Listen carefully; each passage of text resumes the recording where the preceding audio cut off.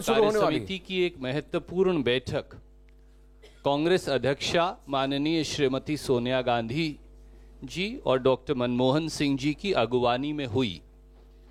कांग्रेस कार्य समिति ने दिल्ली की विकट स्थिति पर एक महत्वपूर्ण प्रस्ताव पारित किया है और सदस्यों ने अपने अपने विचार व्यक्त किए।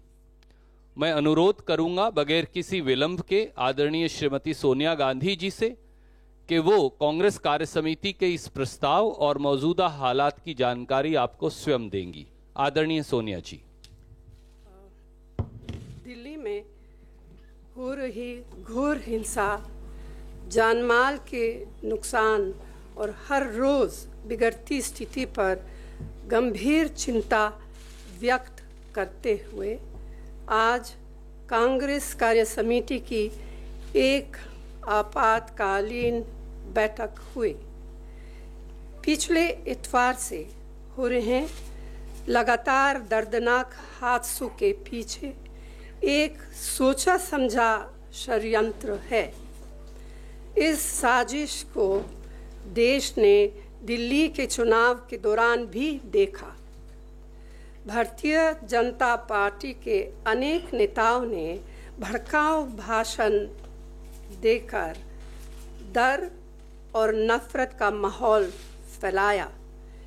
एक ऐसा बयान एक भाजपा नेता के द्वारा पिछले इतवार को भी दिया गया जब उसने दिल्ली पुलिस को 3 दिन का अल्टीमेटम देते हुए कहा कि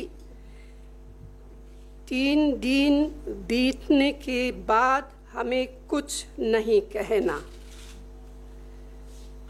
पिछले 72 घंटे में केंद्र और दिल्ली सरकार द्वारा जानबूझकर कुछ कार्यवाही न करने के कारण 20 से अधिक जिंदगियां जा चुकी हैं। दिल्ली पुलिस के एक हेड कांस्टेबल की जान गई है और एक पत्रकार सहित सैकड़ों अस्पताल में गंभीर इंजरीज के साथ भर्ती है। उत्तर पूर्वी दिल्ली में चारों ओर हिंसा फैली है। कांग्रेस कार्य समिति सब परिवारों के साथ अपनी गहरी संवेदना व्यक्त करती है जिन्होंने अपने परिवार के प्रियजनों सदस्यों को खोया है और कामना करती है कि सब घायल जल्दी से जल्दी ठीक हो। पूरी स्थिति को देखते हुए कांग्रेस कार्य समिति का मानना है कि दिल्ली में मौजूदा स्थिति के लिए केंद्र सरकार खास तौर से गृह मंत्री जिम्मेदार है। फौरन तौर से जिम्मेदारी लेते हुए गृह मंत्री को अपना इस्तीफा देना चाहिए। दिल्ली के मुख्यमंत्री और दिल्ली सरकार भी शांति और सद्भाव बनाए रखने में पूरी तरह से विफल है तथा जिम्मेदार है। दोनों सरकारों की जिम्मेदारी निभाने में विफलता से के कारण देश की राजधानी इस त्रासदी का शिकार बनी है। कांग्रेस कार्य समिति देश की ओर से सवाल पूछती है। नंबर 1, पिछले इतवार से देश के गृह मंत्री कहाँ थे और वो क्या कर रहे थे। नंबर 2, पिछले इतवार से दिल्ली के मुख्यमंत्री कहाँ थे और क्या कर रहे थे। नंबर 3, दिल्ली चुनाव के बाद इंटेलिजेंस एजेंसी के द्वारा क्या जानकारी दी गई और उन पर क्या कार्रवाई हुई। नंबर 4, इतवार की रात से कितनी पुलिस फोर्स दंगों वाले इलाके में लगाई गई जब ये साफ था, बिल्कुल साफ था कि दंगे और ज़्यादा फैलने वाले हैं। नंबर 5, जब दिल्ली में हालात बेकाबू हो गए थे, तो पुलिस का कंट्रोल नहीं बचा था, तो ऐसे में और सेंट्रल पैरामिलिट्री फोर्सेस क्यों नहीं बुलाया गया? The Congress Working Committee believes that the situation is grave and it requires urgent action. Adequate security forces must be deployed immediately to bring the situation under control. Peace committees must be formed in every mohalla, consisting of members of all communities, to ensure that there are no untoward incidents. Senior civil servants must be deployed in each district to take charge of the administration, to ensure that the administrative machinery responds to the evolving situation. The Chief Minister of Delhi must be visible in the affected areas and in constant communication with the people. The Congress Working Committee appeals to the people of Delhi to reject the politics of hate and do their best in healing the rifts caused by these shameful events, to help rebuild all that has been lost, and to ensure that such events do not take place ever again. The Congress Working Committee calls upon all Congress workers and leaders to visit the affected areas, to extend all possible support to the families of those who have suffered as a consequence of the violence, and to help build bridges between communities. This would be the most fitting tribute to Mother India. Thank you. Shukriya dosto. Can you have to raise your hand and then we'll do it in a structured fashion. We'll go one by one. I'll start with him and then I'll come to you, Sunil.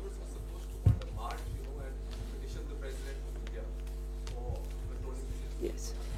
The Congress party was to hold a march and give a memorandum to President of India today. The Honorable President of India communicated to Leader of Opposition, Shri Ghulam Nabi Azad, that he is unavailable today and has given us a time for tomorrow. Upholding the respect for his high office, we have deferred the march and we shall be now giving a memorandum on the grim situation in Delhi and loss of lives tomorrow. I'll go to Sunil now. Madam, there is a deafening silence from the President of India, the Vice President, the Prime Minister, the Chief Minister, appealing for calm. And Chief Minister, of course, has yesterday appealed. Would you like to comment on that? And the CWC is keeping quiet about why wasn't the army deployed? Because when people have lost faith in the Delhi police, the temples of learning have been attacked, Jamia and JNU in the last 2 months. There is a lack of confidence in Delhi police. Why hasn't the CWC said that? Well, we have in our resolution mentioned precisely that. The need of paramilitary forces. Army, and I asked for army because there is a problem between difference between paramilitary and army. This is the third step. first step is paramilitary, and then. And the deafening silence from the top leadership. Well, I feel that is rather shocking. Yes, it was expected of the top leadership of both the central government and the Delhi government to speak up and to, I have seen in social media some comments, but formally nobody has really come out with a positive message. Thank you. Can I ask Siddharth to ask your question now?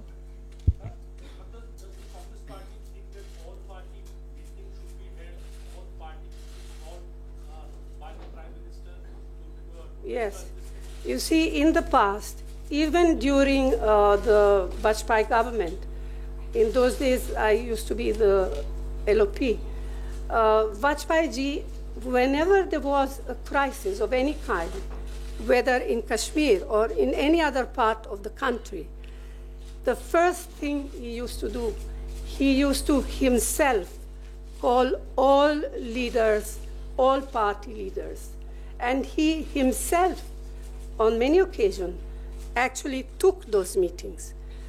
But sadly, unfortunately, and sadly, we have to say that ever since the Modi government has come in, since 2014, as far as I know, no such meeting has ever been called. The only one was recently when the Home Minister just now called a meeting, and that was only, they only called, I think, the Delhi representative, not an all-party meeting. It is a sad fact, but it is the truth. Pallavi from CNN. BJP is on record saying that this is a well thought out conspiracy and a coordinated violence which was thought of, also timed with Donald Trump's visit to India. Do we, well, I'll leave it to you. I don't know. Pallavi ji, We I can't think really believe what the BJP Yeah. says. No, the insinuation is that the opposition is also responsible. But Pallavi ji, I think BJP needs to first settle the dichotomy between the statements of the Minister for Home Affairs as also the Minister of State for Home. MOS Home says it's a concerted conspiracy, and MH, Minister for Home Affairs, says that no, it is a spontaneous riot. So let them first settle and come out with a clear stance. So, Mrs. Gandhi, your reaction. I'll come to that. I've taken your question. Let me take from another colleague. Ma'am एक चीज़ और भी है कि अब खतरा ये भी हो रहा है कि और राज्यों में भी हिंसा बढ़ सकती है। नेशनल कैपिटल में ये हालात है, किस तरह देख रही है? हमने एक बहुत, जैसे आपने मेंशन किया है कि एक बहुत ही ज़्यादा वायलेंस से भरा अग्रेसिव प्रोवोकेटिव कैंपेन भी देखा है फ्रॉम ऑल साइड्स। सर इसी से जुड़ा हुआ है कि खास तौर से गुजरात में ऐसी घटनाएं देखने को मिली। That is why in our resolution we have spelled out what we think needs to be done in order to quell the problem here, because yes, it is true that we fear that it may spread to other parts. We have clearly in our resolution, which I'm sure you will be given, we have clearly spelled out what we feel needs to be done.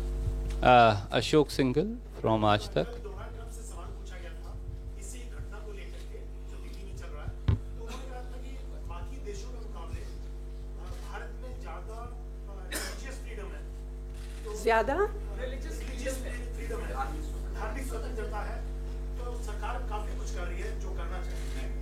Defend किया सरकार को। किसने defend किया? But we don't comment upon the comments made by visiting dignitary. State है, उन पर हम टिप्पणी नहीं करेंगे। मुझे लगता है कि मुनासिब नहीं है। Can we wind up, ma'am? Thank you very much. Thank you so much. So grateful.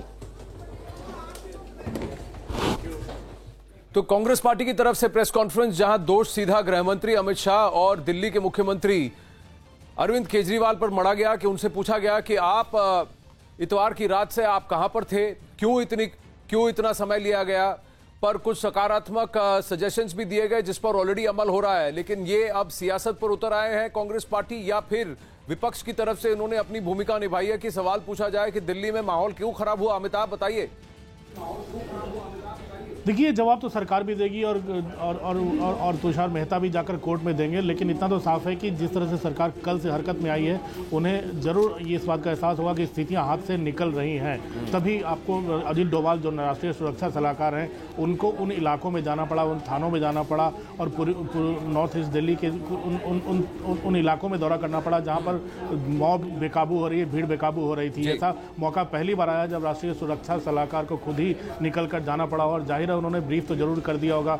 आज अगर सीसीएस की बैठक हुई है तो उसमें प्रधानमंत्री और तमाम कैबिनेट को तो जाहिर तौर पर अमिताभ, मैं आपके साथ और अमित पांडे अगर हमारे साथ हैं तो उस पर मैं थोड़ा अगर अमित पांडे भी जुड़े हुए हैं, मैं जरा इस तरफ यहाँ हमारा एक खास मॉनिटर है उस तरफ जाना चाहूंगा और हमारे दर्शकों को भी दिखाना चाहूंगा।